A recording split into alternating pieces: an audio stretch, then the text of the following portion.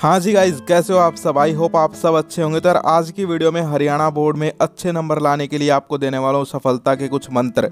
और ये सफलता के मंत्र मेरे नहीं है, ये सफलता के मंत्र सफल हुए लोगों ने, यानी कि जो टॉपर्स रहे हैं हरियाणा बोर्ड के, उन्होंने दिए हैं गाइज। यहाँ पर आप देख सकते हो टॉपर्स के बारे में मैंने पढ़ा, इनके बारे में रिसर्च की, उसके बाद जो इन्होंने बातें बताई हैं वो मैं आज आपको बताने वाला हूँ गाइज। यहाँ पर आप देख पा रहे हो ये जो एक टॉपर है, इसके अलावा यहाँ पर आप देख पा रहे हो दूसरा टॉपर हरियाणा बोर्ड का क्लास 10th का टॉपर है, जिसने कि 2019 में टॉप किया है। ठीक है, इन्होंने जो है यहाँ पर टिप्स दिए हैं, आप देख सकते हो परीक्षा में सफलता के टिप्स।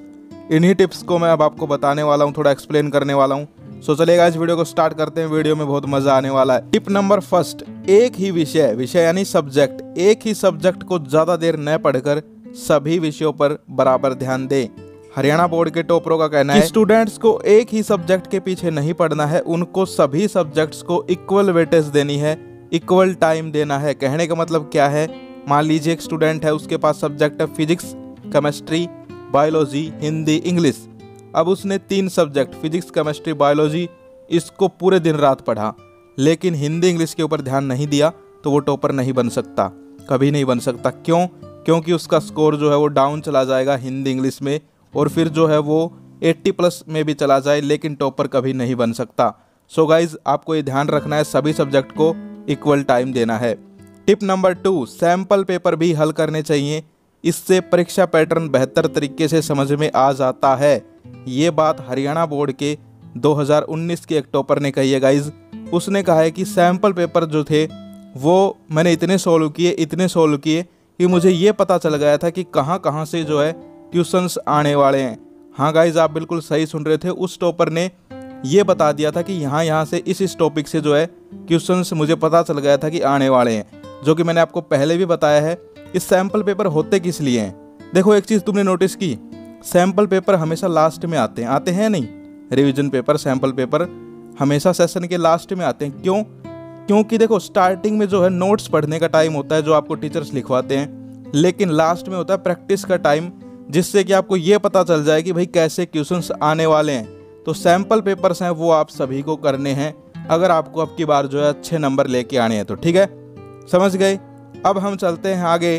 टिप नंबर 3 है गाइज, कोई लक्ष्य बनाकर नहीं चलना है कि दिन में 7 या 8 घंटे लगातार पढ़ना जरूरी है, लेकिन जितना भी पढ़ें मन लगाकर पढ़ें। अब आपको समझ में नहीं आया होगा, यहाँ पर देखो गाइज, मैं भी थोड़ा कंफ्यूज हो गया था कि ये टॉपर क्या कह रहा है।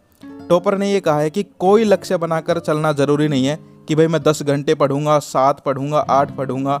उसने कहा है जितना भी पढ़ना है पढ़ो, लेकिन मन लगा के पढ़ो। ठीक है, अब देखो यहाँ पर मैं थोड़ा सा आपको इस पॉइंट को एक्सप्लोर करता हूँ। 3 बातें हैं, एक ये होता है कि टाइम टेबल बना के पढ़ो, दूसरा ये होता है स्टडी रूटीन बना के पढ़ो, और तीसरा ये टॉपर भाई साहब बोल रहे हैं कि कोई लक्ष्य बना के पढ़ने की जरूरत नहीं है, जितना भी पढ़ना है बस मन लगा के पढ़ो। ठीक है, देखो टाइम टेबल बना के पढ़ना जो है वो थोड़ा मुश्किल है। किस लिए? क्योंकि देखो हम मिडिल क्लास फैमिलीज से हैं, गाँव में भी हैं कुछ लोग, ठीक है, कुछ शहरों में भी होंगे, तो हमें काम वाम आते रहते हैं बीच में। ठीक है, तो टाइम टेबल फॉलो नहीं हो पाता। अगर किसी का हो पाता है तो वो टाइम टेबल बना के पढ़े। ठीक है, दूसरा मैंने बताया स्टडी रूटीन।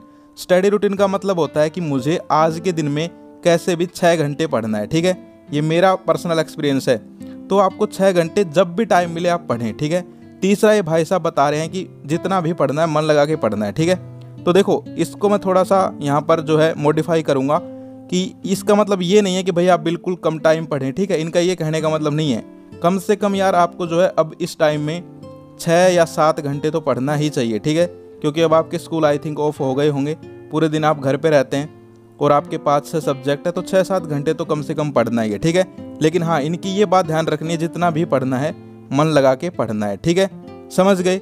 अब आगे चलते हैं। टिप नंबर 4, अगर एक विषय का लक्ष्य रखा है तो उसी पर फोकस करें, उसे पूरा करें, फिर दूसरे विषय की तैयारी करें। किसी भी विषय की लगातार तैयारी नहीं करनी चाहिए। कहने का मतलब यहाँ पर एक टेक्निक आती है, इसका मतलब ये है गाइज कि एक चीज़ होती है, बार बार अगर वही चीज़ होती रहे तो हम बोर हो जाते हैं। ठीक है, अब जैसे एक सब्जेक्ट है, आप पढ़ रहे हो मैथ, अब आप लगातार 10 घंटे से मैथ पढ़ रहे हो, तो फिर आप इतने बोर हो जाओगे कि भाई कॉपी फेंक वैक के भाई मैं नहीं पढ़ूंगा, ये कहोगे। ठीक है, लेकिन वहीं पर आप मैथ पढ़े 10 घंटे में 3 घंटे, उसके बाद थोड़ा घूम आए, ठीक है, कुछ खा लिया पी लिया, कोई कुछ देख लिया, ठीक है, ज़्यादा नहीं देखना, मूवी वूवी नहीं, छोटी मोटी वीडियो। उसके बाद फिर इंग्लिश पढ़ ली, फिर साइंस पढ़ ली।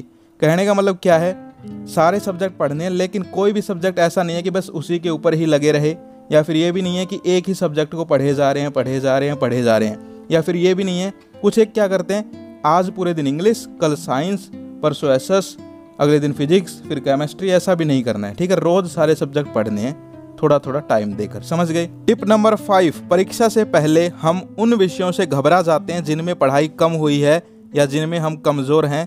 तैयारी के दौरान उन विषयों पर हमें ज़्यादा ध्यान देना चाहिए। ये बात कही है एक बहन ने जो कि 2018 में टॉपर थी। उन्होंने एक बात बोली, उन्होंने ये कहा कि कुछ एक स्टूडेंट क्या करते हैं, घबरा जाते हैं, लेकिन मैं नहीं घबराई, ठीक है। मैं नहीं बोल रहा, ठीक है, वो बहन बोल रही थी, ठीक है। तो गाइस उन्होंने ये कहा कि मैं नहीं घबराई, मैंने जो है कि हर एक सब्जेक्ट की तैयारी की, लेकिन जो विषय मेरे कमज़ोर थे उनके ऊपर मैंने ज़्यादा ध्यान दिया, ठीक है। लेकिन यहाँ पर मैं इसको भी थोड़ा मॉडिफाई करूँगा। गाइस इस टाइम आपको ये भी नहीं करना है कि जो कमज़ोर हो पूरा दिन उसी के पीछे पड़े रहे।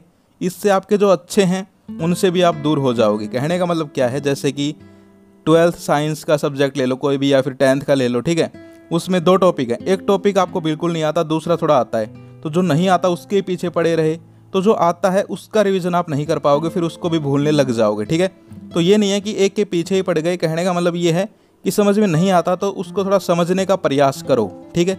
दोबारा समझाता हूँ ये पॉइंट क्या है कि जो सब्जेक्ट हमारा कमज़ोर है उसके ऊपर हमें थोड़ा ज़्यादा ध्यान देना है, लेकिन पढ़ना सभी सब्जेक्ट्स को है, ठीक है, समझ गए।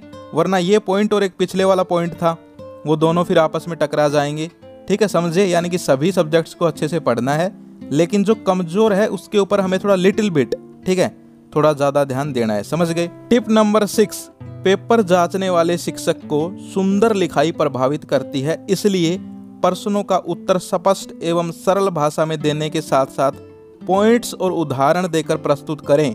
परीक्षा से पहले इसका अभ्यास कर लें। अब ये बात मैंने आपको बताई थी या नहीं बताई थी कि आपको पॉइंट्स में आंसर करना है, बताई थी। दूसरा मैंने आपको ये भी बताया था कि आपको एग्जाम्पल देने हैं। इससे पहले जो वीडियो आई थी हमारी 90% स्ट्रेटजी की, उसमें ये सारी बातें, इस पॉइंट्स की सारी बातें मैंने बताई थी कि आपको नीट एंड क्लीन पेपर करना है, ठीक है, जो चेक करे उसका दिल खुश हो जाए गाइज, ठीक है। मैं आपको आज एक सीक्रेट बता रहा हूँ। देखो पेपर में अच्छे नंबर उसके आएंगे जो पढ़ेगा, ठीक है, लेकिन ज़्यादा अच्छे नंबर, टॉपर बनने वाले नंबर उसके आएंगे जो चेक कर रहा है उसको खुश करेगा। कहने का मतलब उसका देखते ही भाई यार ये सीट तो बहुत मस्त है, अगर उसके दिल से ऐसे निकल गई आवाज़ तो फिर आपके टॉपर बनने के चांस है, ठीक है। तो आपको करना क्या है, बिल्कुल साफ साफ लिखना है, पॉइंट्स में आंसर करना है, ये सबसे बड़ी बात है, ठीक है, कि जो आंसर पॉइंट्स में बनता हो उसको आपको पॉइंट्स में करना है, ठीक है। पैराग्राफ में आंसर देने से बचना है, समझ गए। ये है 6 टिप। अब हम चलते हैं लास्ट टिप, जो सभी टॉपर्स ने एक टिप बताई है, जो मेन टिप है लास्ट की, उसके ऊपर। किसी भी प्रकार के मानसिक दबाव को लेकर बोर्ड परीक्षा की तैयारी नहीं करनी चाहिए। तनाव दूर करने के लिए यूट्यूब देखें या गाना सुन सकते हैं। अभिभावकों से भी बात करके दबाव दूर किया जा सकता है। यानी कि ये जो सारी टिप्स थी पहले, ये तो स्टडी रिलेटेड थी, लेकिन ये टिप आपको मेंटली स्ट्रॉन्ग करने के लिए है कि आपको जो है मेंटल प्रेशर नहीं लेना है। अब देखो पढ़ा आप कितने भी लिए, लेकिन दिमाग खराब है तो फिर उस पढ़ाई का क्या मतलब हुआ, समझे बात को। यानी कि ये पॉइंट देखा जाए तो सभी पॉइंट्स का किंग है, ठीक है। यानी कि एक इंसान है, उसके पास बहुत ज़्यादा पैसा है, लेकिन उसकी दोनों टांगे नहीं है। अब बताओ वो कैसे एंजॉय करेगा, खुद सोचो। तो यार आपकी तैयारी पूरी है, लेकिन अगर आपके ऊपर मेंटल प्रेशर है तो फिर आप टॉपर नहीं बन पाओगे, ठीक है। तो टॉपर बनना है तो भाई दिमाग जो है उसको खाली कर दो। कहने का मतलब पढ़ाई से खाली नहीं करना, टेंशन से खाली कर दो, फ्री कर दो। टेंशन बिल्कुल नहीं लेनी है।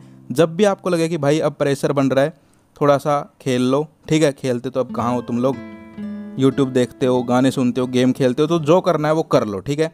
और अपने पेरेंट्स को भी थोड़ा सा ले आओ नज़दीक वीडियो के। देखिए आपके बच्चे जो हैं बोर्ड परीक्षा देने वाले हैं, उनके ऊपर आपको जो प्रेशर नहीं बनाना है। मैं समझ सकता हूँ कोई भी पेरेंट ऐसा नहीं करता है, लेकिन फिर भी काम वगैरह घर के करवाने पड़ते हैं। लेकिन फिर भी जो है आप इन बच्चों का जो है साथ दीजिए, ये आपका नाम बिल्कुल रोशन करेंगे, आपको जो है अच्छा रिजल्ट ला के देंगे, ठीक है। तो आप सभी इनको जो है कोऑपरेट कीजिए थोड़ा सा, बस मैं यही जो है अपील करूँगा मेरे माता पिता समान सभी पेरेंट्स से, ठीक है। सो गाइज़ ये थी आज की वीडियो। आई होप आपको वीडियो अच्छी लगी होगी। अगर अच्छी लगी है तो आप लाइक कर दीजिए, चैनल को सब्सक्राइब कर लीजिए, कोई टेंशन नहीं लेनी है। इन बातों को फॉलो करना है। ये बातें मैं नहीं कह रहा हूँ, ये बातें टॉपर्स ने अपने मुंह से कही है, मैं बस आपको बता रहा हूँ, ठीक है। सो गाइज आई होप आपको वीडियो अच्छी लगी हो। फिर मिलते हैं नेक्स्ट वीडियो में। Wish you all the best for exams. आप सभी टॉप करोगे। जय हिंद, जय भारत।